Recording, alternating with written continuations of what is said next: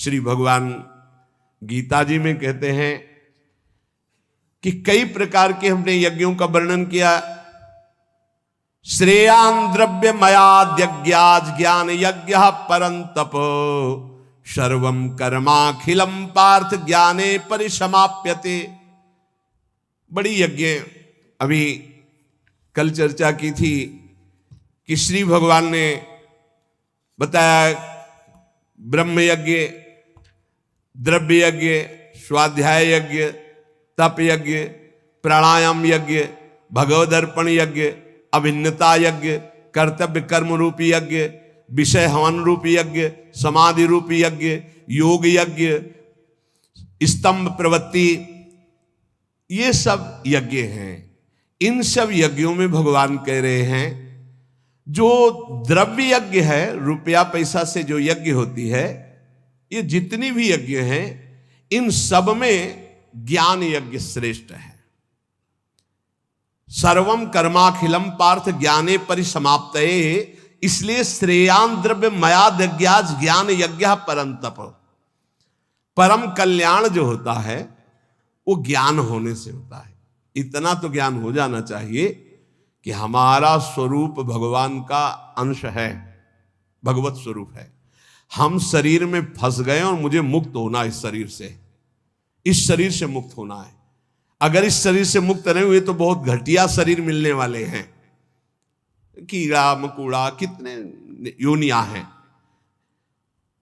जो रुपये से यज्ञ होती है उसमें महत्ता धन की होती है, इसलिए वो परम लाभ नहीं प्राप्त हो पाता द्रव्य यज्ञ के द्वारा। द्रव्य यज्ञ में सब पदार्थ आ जाते हैं यज्ञ के, क्योंकि वो सब अर्थ से प्राप्त होते हैं।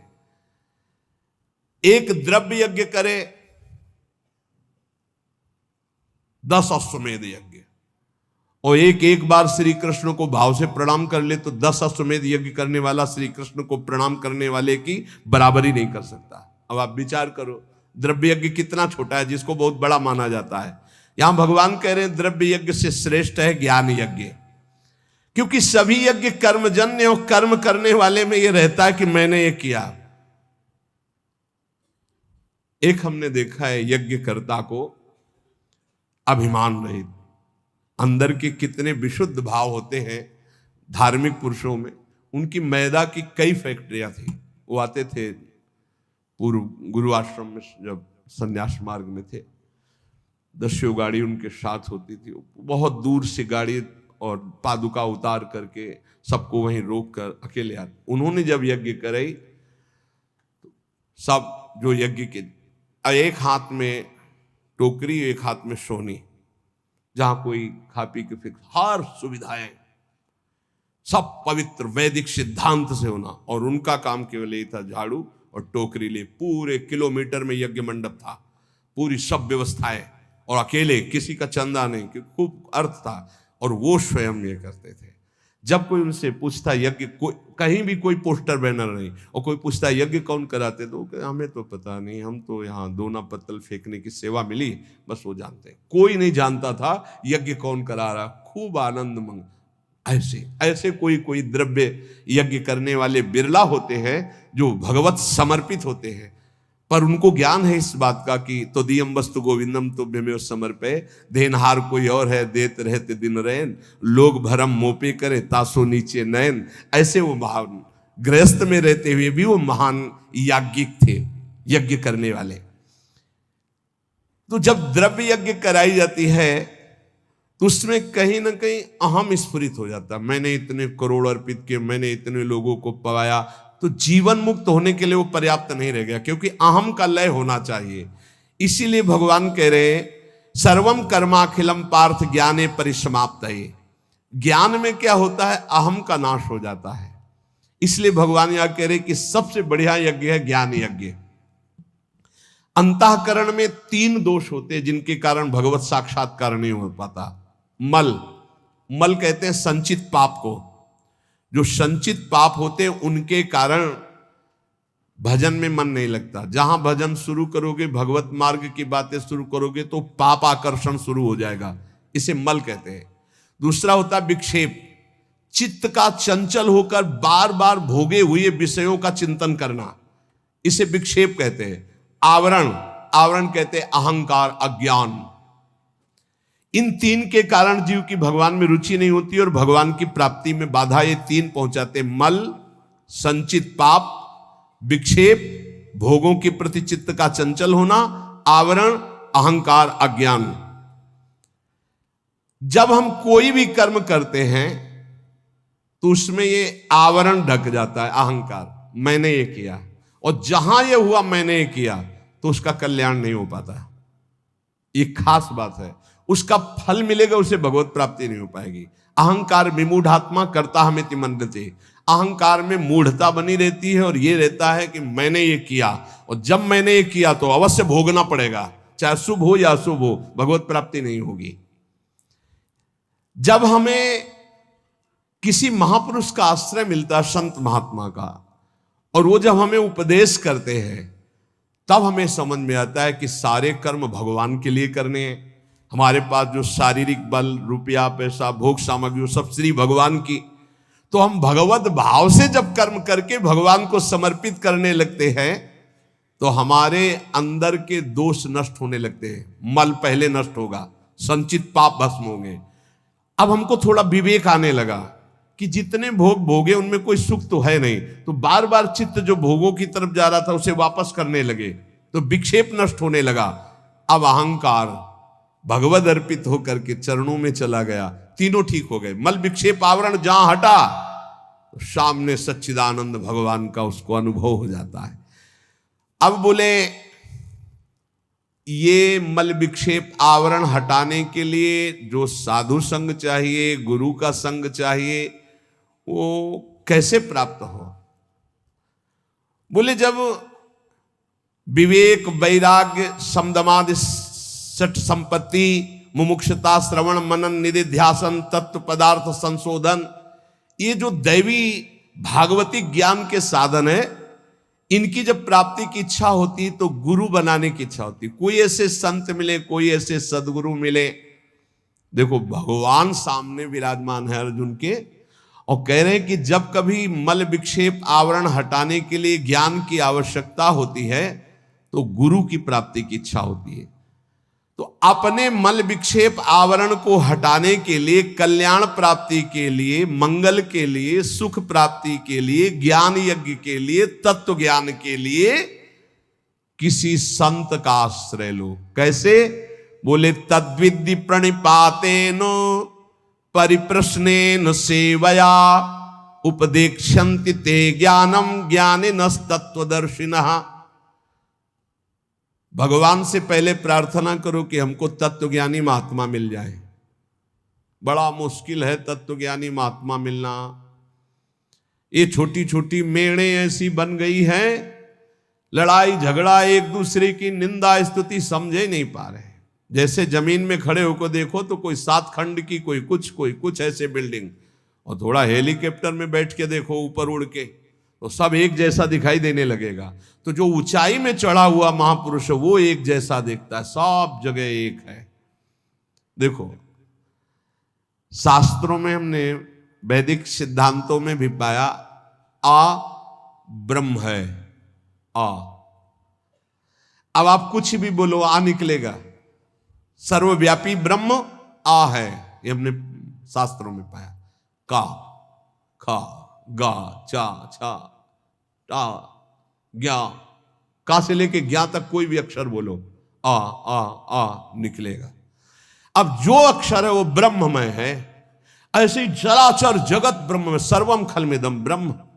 अब ये वेद सिद्धांत पढ़ते हैं, लड़ाई झगड़ा कहां रह गया, कहां निंदा स्तुति रह गई, कहां राग द्वेष रह गया, कहां छोटा बड़ा रह गया, कहां अपना पराया रह गया। यही समझ। सनातन आकाश की तरह है, ध्यान रखना।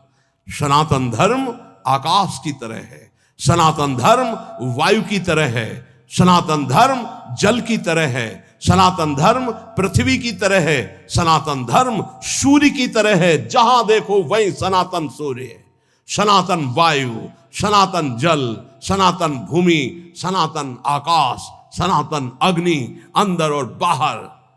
ये है सनातन। तो ब्रह्म सनातन, परमात्मा सनातन, तो धर्म सनातन, उसको समझो। ये छोटी छोटी मेड़े नहीं, सनातन। सनातन आकाश की तरह है, सनातन वायु की तरह है, सनातन अग्नि की तरह है, सनातन जल की तरह, सबका भरण पोषण सनातन। भगवान सबसे पहली बात कह रहे हैं ज्ञानिनस तत्वदर्शिना। किसका संग करना है? तत्व ज्ञानी का। हरिवंश महाप्रभु कह रहे हैं कैसे प्रिया प्रीतम के प्रेम में जाओगे? बोले ये क्रूरापि पापिनो न च सताम संभाष्य दृश्या से सर्वान वस्तुतया निरीक्ष परम स्वाराध्य बुद्धिर्मम। सबको आराध्य रूप में देखो, चाहे पापी हो चाहे पुण्यात्मा, सब में राधा वल्लभ लाल विराजमान है। यह आचार्य का आदेश है। यह है ज्ञानिनस तत्वदर्शिना, सब जगह अपने इष्ट को देखना। ये कहां मिलेंगे? ये भगवान मिलाएंगे। भगवान से सबसे पहले प्रार्थना करनी चाहिए कि मुझे ऐसे संत का सानिध्य दीजिए जो आप में रमण करता हो। मैं तो नहीं पहचान पाऊंगा प्रभु, आप मेरे हृदय को भी जानते हो और संत को भी जानते हो, तो मुझे संत संग दीजिए। अब मोहि भा भरोसा हनुमंता, बिनु हरि कृपा मिले नहीं संता। और जब संत मिले तब क्या करो? तो बोले तद्विद्धि प्रणिपातेन परिप्रश्नेन सेवया। अर्जुन पहले उन महापुरुषों के पास जाए तो जाकर उनको साष्टांग दंडवत करे। संपूर्ण आत्मसमर्पण का भाव साष्टांग दंडवत में माना जाता है। ऐसा भगवान क्यों कह रहे हैं? क्योंकि बिना श्रद्धा के आपको ज्ञान प्राप्त नहीं हो सकता। श्रद्धावान लभते ज्ञानम। अगर श्रद्धा कमजोर है तो ज्ञान नहीं प्राप्त हो सकता। अगर वास्तविक किसी संत का लाभ लेना है तो श्री भगवान ने आदेश किया पहले अहंकार छोड़ो, पहले कोरे कागज की तरह उनके पास जाओ। यहाँ इतनी लिखा पढ़ी करके आते कि डस्टर चलाने को मना ही नहीं होता। इतनी लिखा पढ़ी पहले से ही रखी हुई है, बिल्कुल बेकार। आप सच्ची मानिएगा 70 वर्ष जीवन के हो गए, अभी तक ये नहीं निर्णय कर पाए कि मुझे चलना किधर है। अहो भाग्य आप लोगों का जिनको ये चित्त का समाधान हो गया कि मेरा मार्ग क्या है। नहीं, 70 वर्ष हो गए और अभी ये नहीं पता कि चौराहे पे खड़े कि जाऊं किधर, ज्ञान मार्ग में जाऊं कि ध्यान मार्ग में जाऊं कि योग मार्ग में जाऊं, भजन मार्ग में जाऊं कि, अभी तक ये निर्णय नहीं। भगवान कह रहे किसी ज्ञानी महापुरुष का आश्रय लेना है तो श्रोत्री और ब्रह्मनिष्ठ दो बातें कही है। श्रोत्री कहते हैं जिन्होंने खूब गुरुजनों के चरणों में बैठकर शास्त्रों का श्रवण किया है, और ब्रह्मनिष्ठ जो उसी तत्व में स्थित हो चुके हैं। ऐसे महापुरुषों से निवारण होता है संसार का, जिनका एक ही उद्देश्य केवल श्री भगवान और भगवान में स्थित है। भगवान आदेश करते प्रणिपातेन, उन महापुरुषों के पास जाए, हाथ जोड़कर साष्टांग दंडवत करे। नीचवत सेवेत सदगुरुम, अपने को सबसे नीचवत मान करके सदगुरु का सेवन करे। कभी भी शरीर से गुरु का निरादर न करे, तिरस्कार न हो, इसलिए गुरु के सामने नम्र सरल और जिज्ञासा के भाव से उनकी आज्ञा पूर्वक सेवा करे। अपने आप को गुरु के चरणों में सबसे छोटा अधीन सेवक समझे। शरीर और वस्तुएं दोनों गुरु के आज्ञा के अनुसार हैं। साष्टांग दंडवत प्रणाम का मतलब है मेरा शरीर गुरु की आज्ञा पे चलेगा, अहम गुरु के चरणों में अर्पित है। सेवया, भगवान कह रहे परिप्रश्नेन के लिए सेवया, शरीर और वस्तुओं से गुरु की सेवा गौण, मुख्य है गुरु की आज्ञा का पालन करना। जिससे गुरु प्रसन्न हो बस वही कार्य करना। उनकी प्रसन्नता प्राप्त हो गई, उनके मन के संकेत के अनुसार तुम्हारी चेष्टा हुई, उनकी आज्ञा के अनुकूल तुमने कार्य किया, तो प्रश्न करना ही नहीं पड़ेगा, उत्तर तुम्हारे हृदय में अपने आप आ जाएगा। देख लेना, संत महापुरुषों की सबसे बड़ी सेवा होती है उनके संकेत के अनुसार चलना, उनके इशारे को समझना, वो किधर चलाना चाहते हैं, वो क्या चाहते हैं। अपना जीवन उनकी आज्ञा में अर्पित करना। संतों को जितना सिद्धांत प्रिय है उतना अपना शरीर प्रिय नहीं है। तो एक आदमी संत की शरीर सेवा करे, उनकी आज्ञा का उल्लंघन करे, और एक आदमी केवल उनकी आज्ञा का पालन करे, तो संत कृपा उसके पास ज्यादा फलीभूत होगी जो आज्ञा का पालन कर रहा है। संत सिद्धांत की रक्षा के लिए अपने प्राण त्याग सकते हैं, इसलिए सच्चा संतों का सेवक वही है जो उनकी आज्ञा का दृढ़ता पूर्वक पालन करता है। तो पहले प्रणिपातेन साष्टांग दंडवत सेवया, तन मन वचन से उनकी सेवा, फिर परिप्रश्नेन, तब प्रश्न बनता है। केवल प्रश्न होना चाहिए परमात्मा की प्राप्ति का। अब जैसे लौकिक सांसारिक बातों को आप हमारा भी समय नष्ट करेंगे, अपना भी समय नष्ट करें, वो तो आप भोग ही रहे हो। आप उनसे कैसे निकल पाओ, इसके लिए तो संत समागम मिला है। अब वहां आकर भी प्रपंच की चर्चा, अब हम कैसे बताएं? अब हमसे आकर के मान लो वोट का समय चल रहा है, हम तो खुली बात करते हैं, हमारा उद्देश्य भगवत प्राप्ति का है। अब हमारे पास आए साष्टांग दंडवत किए बैठे, अभी वोट में खड़े हैं, आपका आशीष चाहिए, तो भाई जय विजय इस पर ध्यान न देकर राष्ट्र सेवा पर ध्यान दो। बाहरी जय विजय कोई विशेष बात नहीं, राष्ट्र सेवा की प्रीता ही विजय श्री है। तुम हार होते हुए भी हारोगे नहीं यदि राष्ट्र सेवा का भाव है, और यदि राष्ट्र सेवा का भाव नहीं, पद भोग का है, तो विजय होते हुए भी तुम्हारी हार है, वो कोई खास बात नहीं। महाराज श्री ने विजय श्री का आशीर्वाद दिया। हम कहते हैं भैया हमारी बात को समझो, हमारा उपदेश केवल धर्म, राष्ट्र और भगवान के लिए है। विजय श्री उसी के पास है जो उत्साह संपन्न होकर हमारे राष्ट्र की सेवा का भाव रखता है। ये प्रजा भगवान का स्वरूप है। जब आप प्रजा को प्यार करोगे, उनके बीच में जाओगे, उनकी समस्याओं को देखोगे, वहां समस्याओं का निदान करोगे, अपने आप हमारे भारत के प्रिय रहेंगे। हमारा उद्देश्य भगवत प्राप्ति, हमारा उद्देश्य नेता और महान जनों को गाइड कर सके, ऐसी मेरी सामर्थ्य नहीं। हम तो उनके गाइड के लिए हैं जो इस संसार से छक गए हैं और भगवान की प्राप्ति करना चाहते हैं कि अब मैं भगवान को प्राप्त। हम न किसी के वोट जिता पाएंगे और न किसी के हम सहयोग कर पाएंगे। हम इतने बड़े महात्मा नहीं हैं कि विजय श्री नहीं होगी। कह तो दिया, किसकी विजय हो गई? कुछ नहीं हो। हाँ, हरिश शरणम राधा राधा राधा, पक्का संसार से विजय प्राप्त कर लोगे।